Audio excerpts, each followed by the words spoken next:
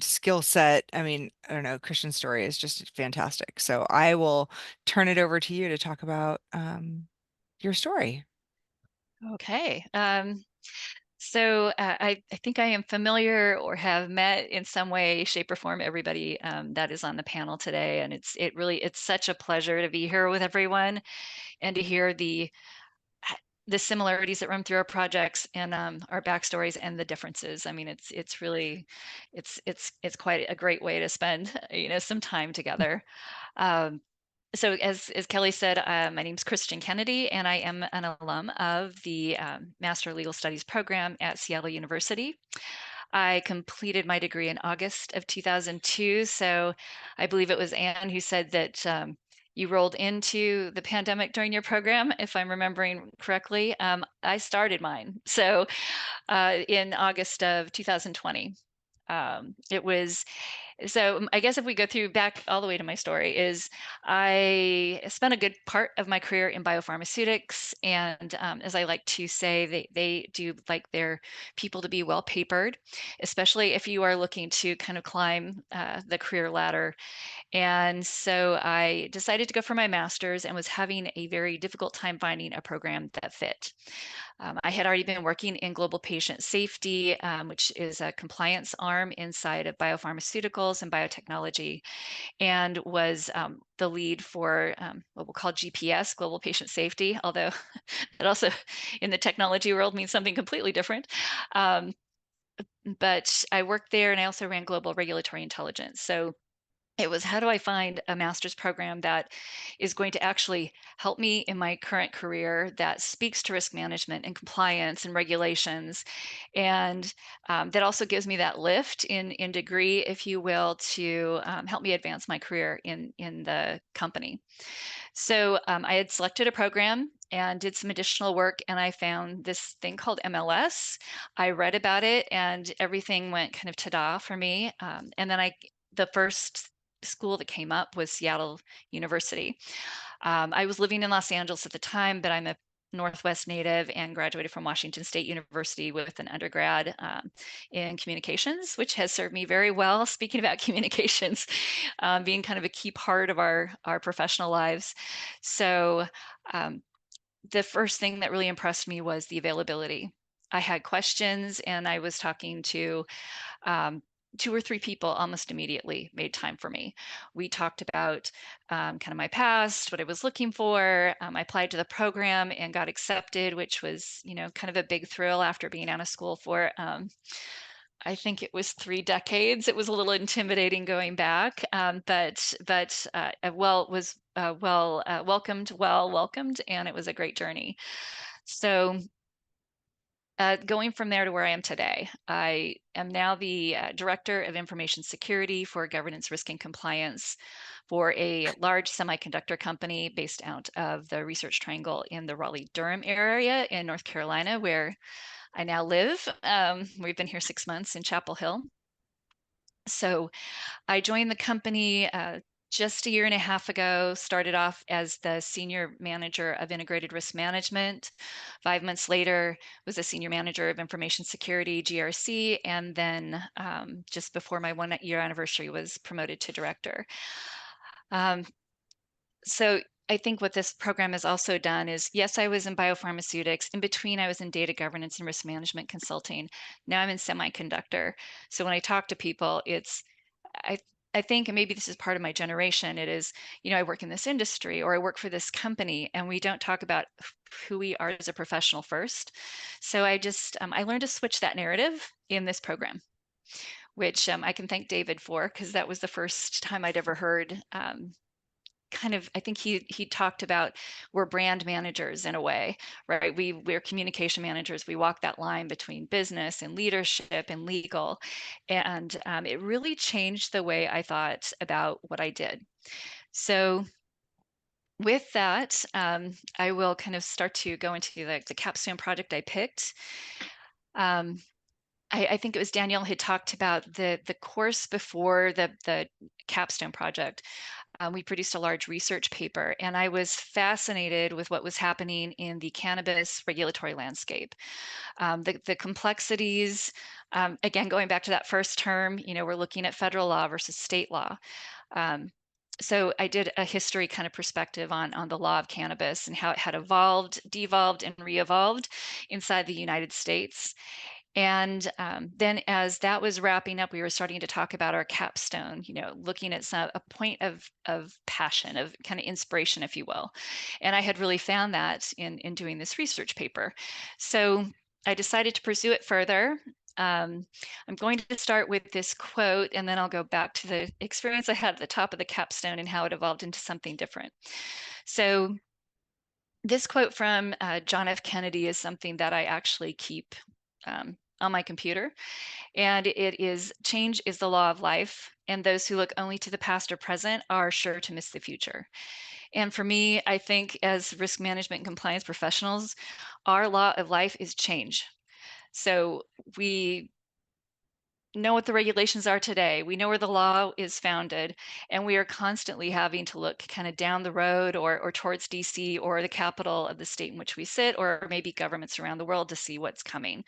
So um, a lot of what the program at Seattle U did was really cover all of those things. The past, where did the elements come from? What's the history behind where a regulation, even started? So we learn that. We learn how to investigate. We learn how to research and find the information we need.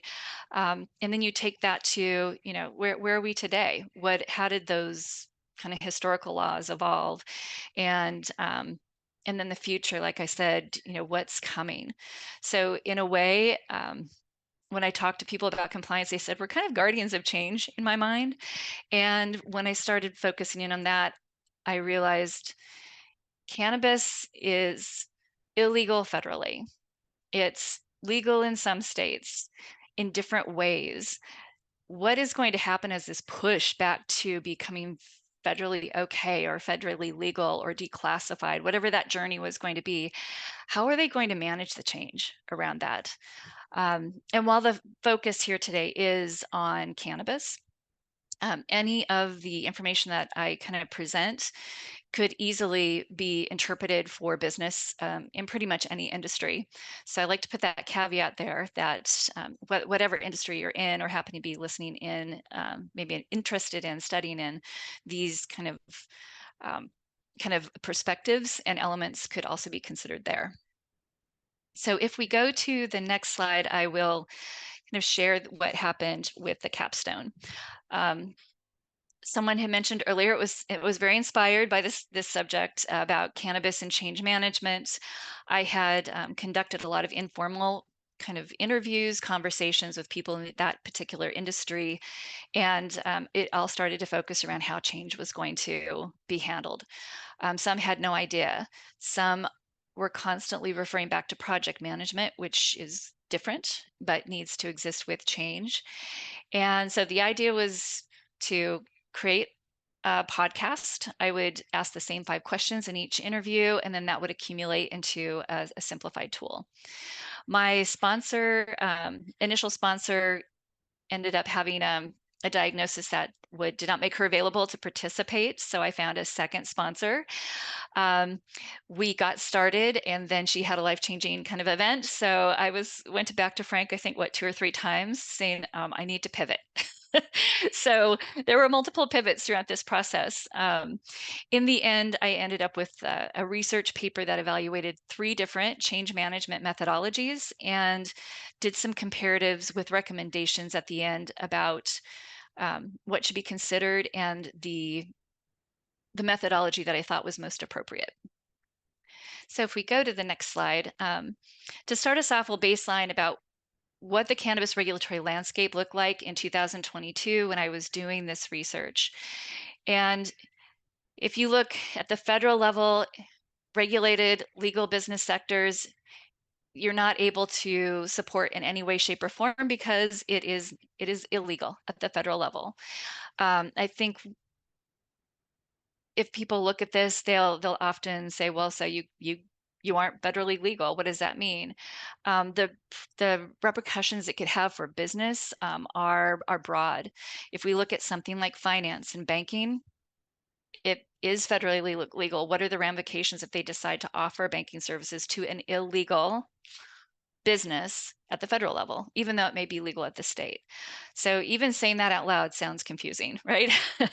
um, but if we look at the states at that time, there were 37 that had medical use that was allowed within the bounds of their state lines, and of those 37, 19 also offered recreational use. Again, the bounds around each set of laws in each state were slightly different. So they weren't even consistent state to state on use, whether it be medical or recreational. Then you had another 10 states who allowed medical, but only if it was low dose THC or CBD. So these layers of complexity add up. Um, Looking at this is it's having me kind of flash forward because I'm in cyber now. So never did I think I would compare cannabis regulation state or the state of cannabis regulations federal to state with cybersecurity or with privacy, but we are seeing that kind of same challenge happening now in different areas of regs. So if we forward to the next one, we'll start to look at the three methodologies that I took into account. The first one is Lewin. It is a more simplified approach. And I will say, if at the end, I was able to take the Lewin method and actually put it inside of PROCE, which is at the far right. It does capture a lot of similarities at a more simplified level.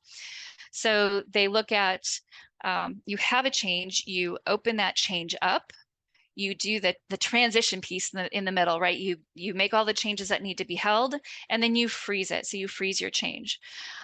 It sounds easy. It is not an easy task.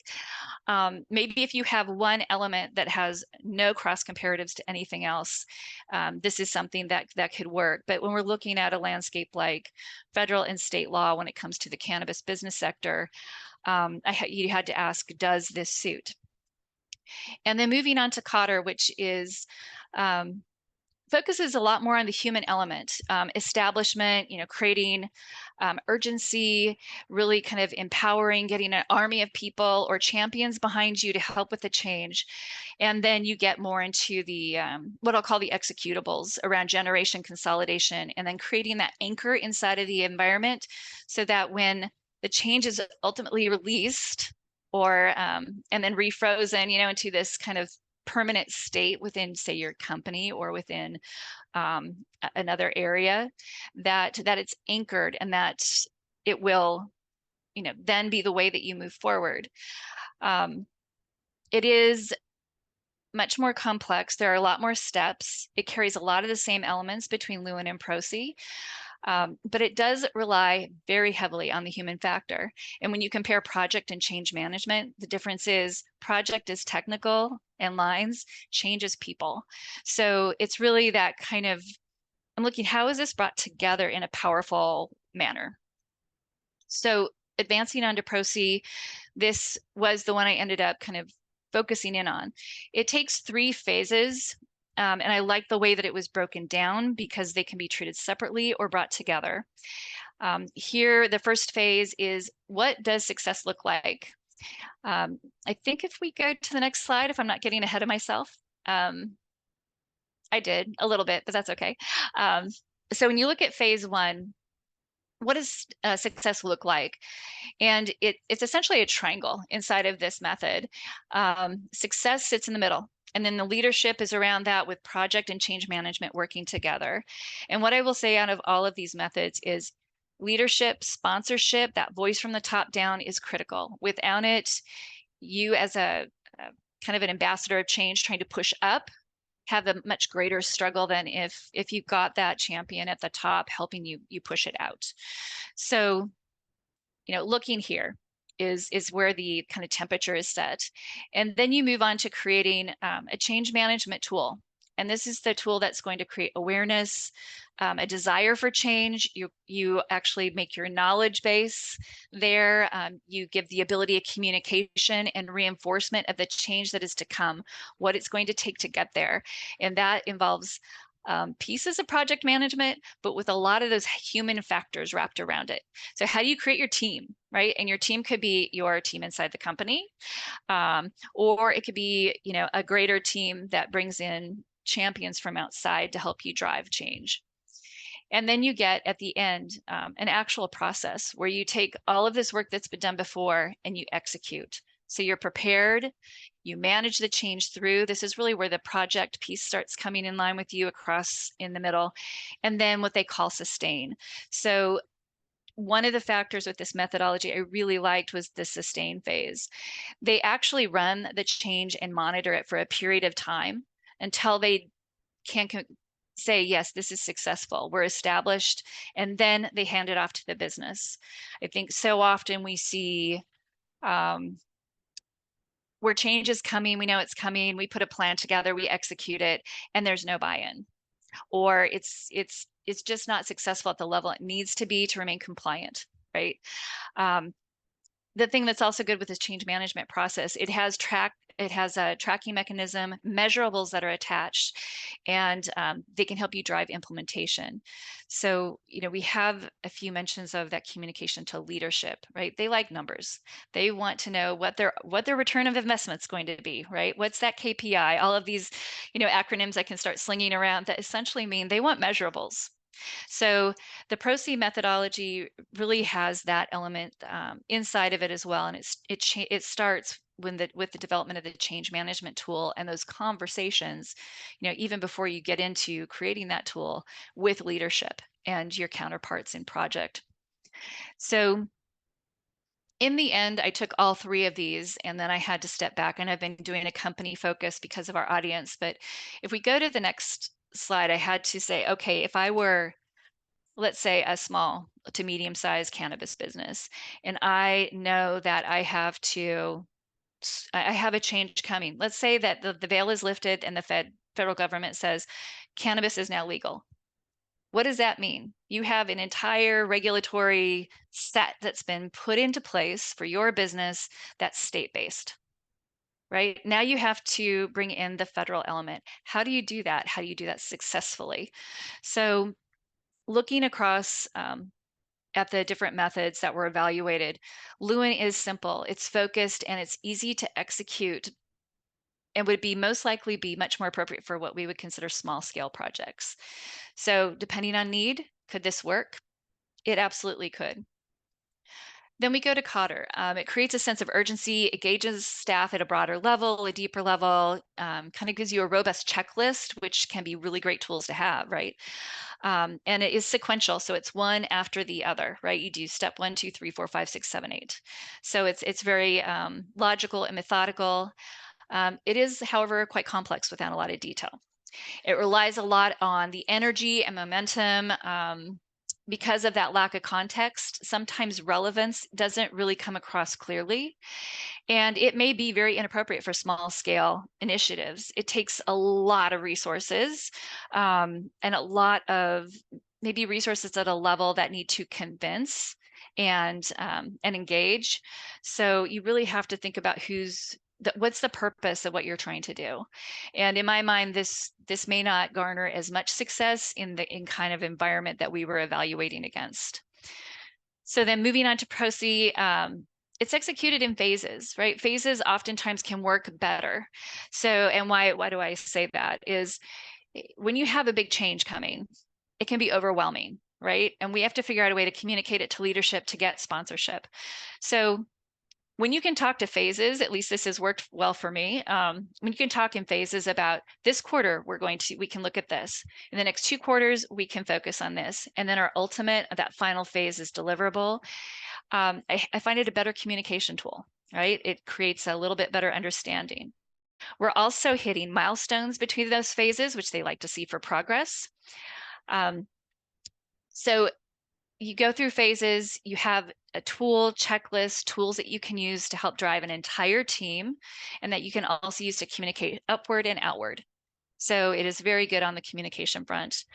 When you first look at ProC, and I will say it seems very complex, I did not expect this to be the outcome for my assessment at all. But because of the way it's broken down, because it's kind of a two model focus, if you will, develop your tool and then execute. it also has these nice elements of individual success along the way. So you have points of celebration, right? When you dedicate to a project that's going to take months, and if you're launching large systems or large risk management change initiatives around compliance, they can take not just months but years. So how do you keep people motivated? It actually banks this into the way it approaches.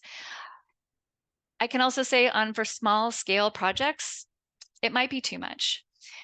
But then I look back up at Lewin, which really you can plug into Procy. They have very comparable elements that, while I focus on Procy for that large scale compliance change that could be coming, that all the discussions are still around for cannabis. And if it does, and when it does become eventually declassified and legal at the federal level, there's going to be a lot of need on the business side, whether it's an individual business owner, at the state level for regulations, and then of course at the federal level as well. So if you are a small to mid-sized business, this allows you to decide what's right for you, right? Um, those large scale projects, I do believe that the Procy methodology gives you what you need in a more consumable fashion. It provides better modes of communication, better ways of engagement on a consistent level, and ultimately an executable towards success with your project managers and your leadership. So that was the final outcome of the research paper. It didn't end up being this, great. I'm going to release this podcast and tool, and yeah, make it available to everyone, free for resourcing in the end. So, but it did evolve, 3 times, and we did get a research paper out of it that was very eye-opening. And I can say in my professional life, we're now having conversations around this with some big initiatives that we're working with. It's like, how are we going to approach? And we are looking at doing a phase because, inside of a company environment too, you have to compete, right? So there's a lot of projects, there's a lot of pull of resource. I think, Anne, you said, we got to invest in this, and all of a sudden dollar signs go off. It's, oh, we don't have the budget or spend. So being able to phase approach like this is I'll just say it's garnered some better conversations and willingness to engage, which has been um, pretty good to have, especially since I now work in semiconductor and cyber. So, and I think we're looking at cannabis, right, for this conversation. But I will say what has just happened with the new SEC rule that got passed, that CISOs, Chief Information Security Officers, now carry a heavier burden than they've had to before, right? That you have to prove that you have a successful risk management program, or you have to be able to show that you have consciously, you're in pursuit. If you have an event occur, it's reportable now, and it's not just reportable to your leadership. If you're a public company like we are, and I know others here, work for public companies, you have to report this up to the SEC. You have to report within 4 days of discovery you have something. If it's material, I should put that up front. If it's material for your company, um, and it leaves it to you to decide what materiality looks like. But as we're starting to work through the SEC and we're looking at artificial intelligence regulations that are on their way, we all know they are, right? There's no getting around any of this. It's coming. I keep looking back at the cannabis industry, and I'm like, here they went from state to state, right? Just like privacy is starting to evolve in the US, and the challenges we're facing when the Europeans have a more omnibus approach. It's like, is it better or worse? I don't know. It's definitely more complex. But like I said earlier, I never thought that this capstone would be something that I would be able to take into another industry that is definitely very different from cannabis, and say, this actually still applies here. And so I'm able to actually use this as a tool still today, in business on different projects and conversations with others. Any questions? I'm interested if you ran into any. You had mentioned how, like, if you work with a national organization, um, uh, anyone, with the government, with the U.S. government, that if you have employees that are maybe on medical marijuana Mhm. and they have, like a legitimate you have children who are taking medical Sure. marijuana for various things, even in Texas where it's really not allowed. It is allowed in some little, areas of it, but if Little you're pockets. doing business with the national government, then they drug test your employees. Have you Mhm. run into any of that, like when you were looking at that? Because that does cross over into every industry as to like, what is Does. your policy for drug testing your employees, and how does that Mhm. cross over into, the United States government or components of it as a customer for your Mhm. business? So I didn't focus on that in particular. However, there have been some very interesting conversations around that. A lot of companies drug test, and it probably anyone I've ever worked for is always that's one of the first things that we've had to do after the job offer came through. Um, it, it's what is the drug test like? I think at that point, and I know we're asking at a national scale. So if it did become federally regulated, that could really have an impact, right? That could introduce a Mhm. big change.